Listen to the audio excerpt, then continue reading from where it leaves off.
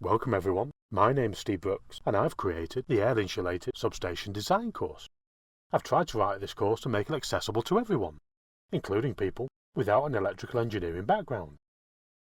Air insulated substations are the most common type of substation that you will find on the electrical network due to their cost effectiveness and simplicity. This course will give you an appreciation of how to design this type of substation. We start by looking at all of the key elements that you will find inside an air-insulated substation. I hope you enjoy the course and get something out of it.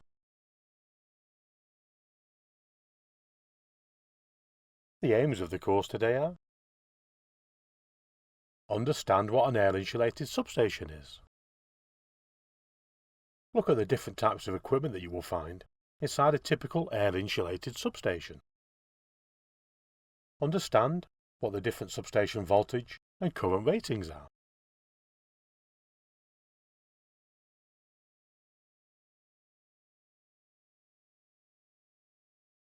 Air-insulated substations are used on distribution and transmission networks to control the flow of electrical energy.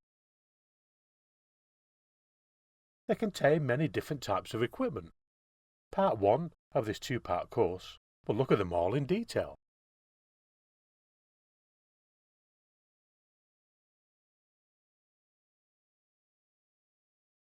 When we are designing an air-insulated substation, we need to consider the following parameters. First, we have the substation voltages. We have the rated voltage. This is the maximum RMS phase-to-phase voltage of the electrical network.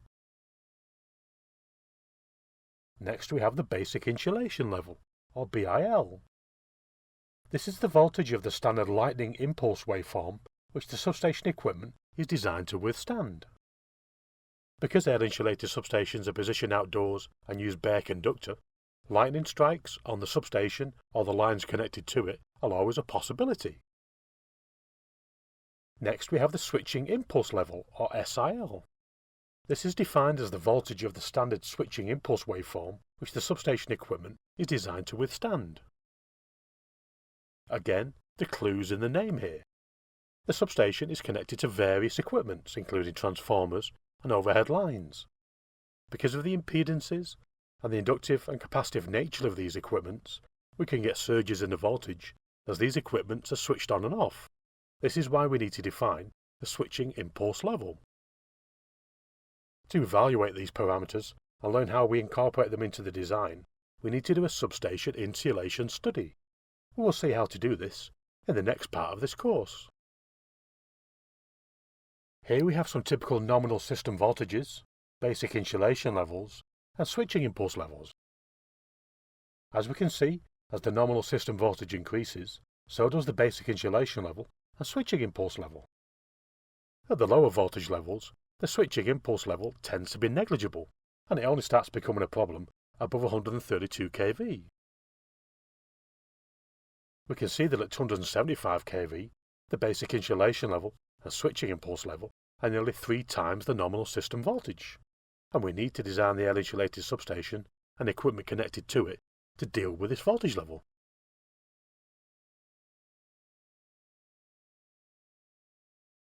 All of the equipment inside the substation needs to be able to cope with the basic insulation level and switching impulse level voltages.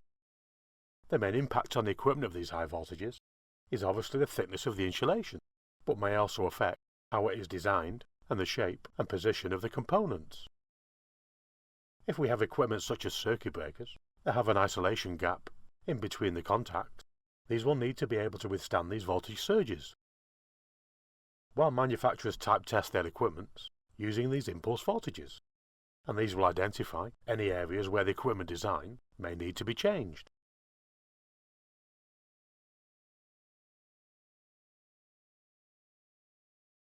The other main parameter we need to deal with is the substation currents.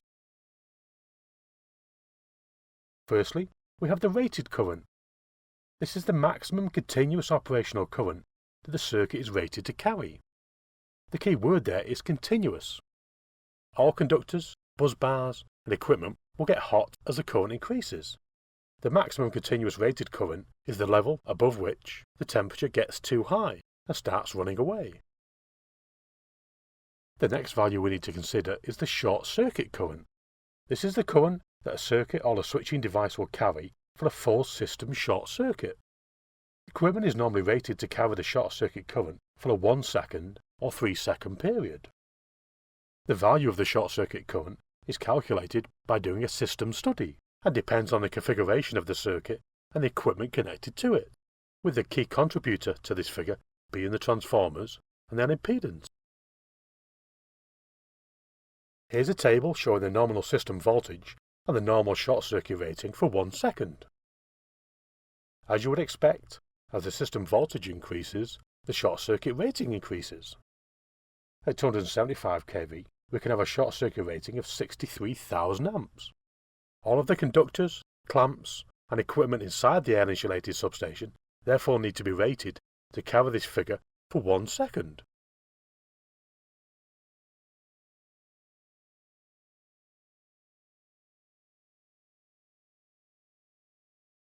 Conductors are used inside the substation to connect the equipments together. There are many different types, but generally they fall into 3 main categories. We have line conductors or stringers. These conductors run at a high level above the substation. Coming down from the line conductors, we have droppers.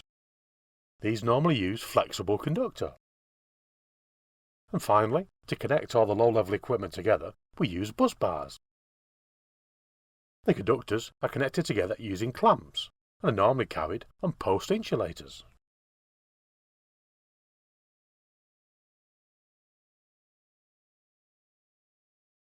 Post insulators are used in air insulated substations to carry the busbars and conductors as they pass between the equipments. Here are some of the typical insulators that we use. And here's how we represent post insulators in our layout diagrams. They are mounted on high structures to keep the live conductors a safe distance away from personnel on the ground.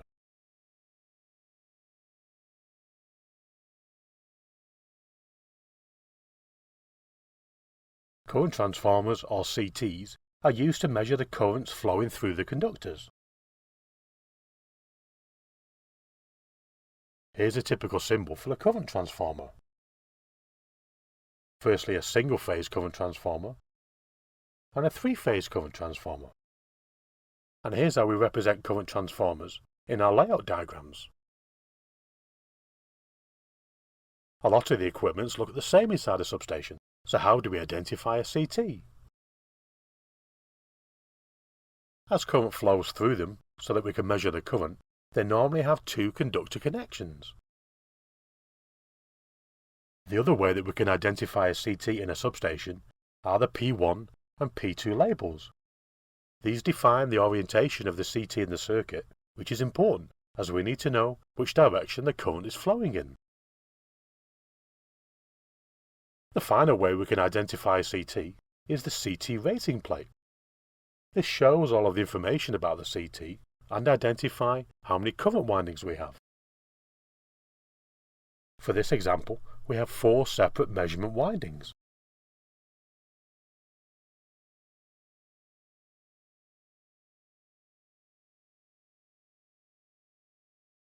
The other main measuring device you will see inside a substation are voltage transformers. These are used to measure the voltages on the conductors. Here's a typical symbol for a voltage transformer. Firstly, we have a single-phase VT, and then a 3-phase VT. And here's how we represent voltage transformers in our layout diagrams. How do we identify a VT? Well, firstly, they normally only have 1 conductor connection to tap into the system voltage. The second main identifier, they always have a rating plate to show the VT characteristics and identify how many voltage windings we have. In this case, we have 4 separate windings. Voltage transformers and current transformers are pretty similar in their appearance, but there are a few key identifiers. The main thing to look at is the rating plate, which will clearly identify what's going on inside the device, but these can deteriorate over time. The P1, P2 labels on the top of the current transformer are also one visible sign. If these have also faded, then the fact that the current transformer is connected in series and has two connections to the high voltage system, and the voltage transformer is connected in parallel and only has one connection, is a good indicator.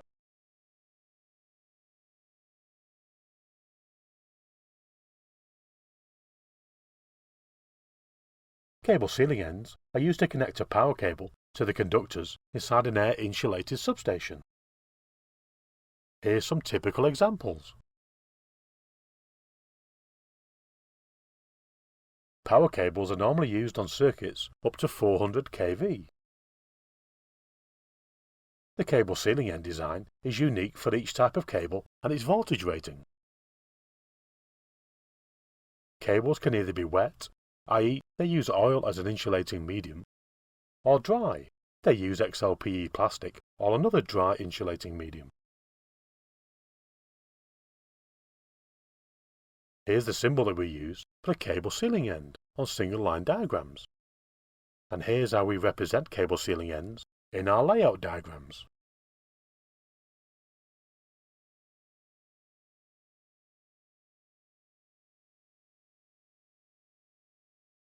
Circuit breakers are used to disconnect the electrical energy on the system, both during normal and fault conditions. Here's the typical symbol that we use for single line diagrams. Firstly, we have the open circuit breaker and the closed circuit breaker. We use two main families of outdoor circuit breakers. We have the dead tank circuit breaker. For this circuit breaker, we normally have the ability to house current transformers in the circuit breaker bushings. Next, we have the live tank circuit breaker. These normally take up less space than dead tank circuit breakers, but they do not have the facility to house any CTs.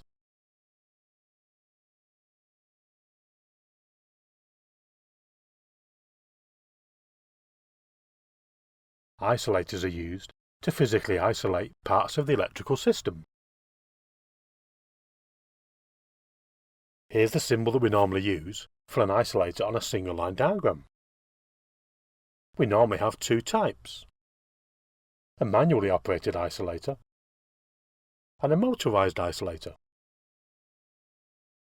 For the general arrangement drawings, we'll use rotating center post isolators, scissor type isolators, and pantograph isolators.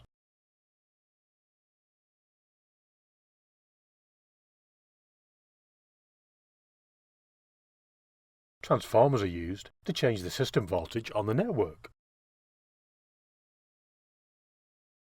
Here's the typical symbol that we'll use on single line diagrams. For general arrangement drawings, we normally use this symbol.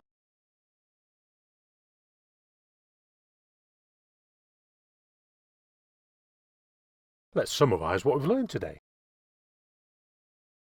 The substation voltages are defined by the operating voltage, the basic insulation level, or BIL, and switching impulse level, or SIL. The substation currents are defined by the rated current and the short circuit current, which needs to be carried for either 1 second or 3 seconds. We use connectors, busbars, and post insulators to connect all of the equipment together inside the air-insulated substation. We use many different types of equipment inside a typical air-insulated substation, including circuit breakers to switch the electrical energy on and off, transformers to change the voltage, and isolators to make the system safe to work on.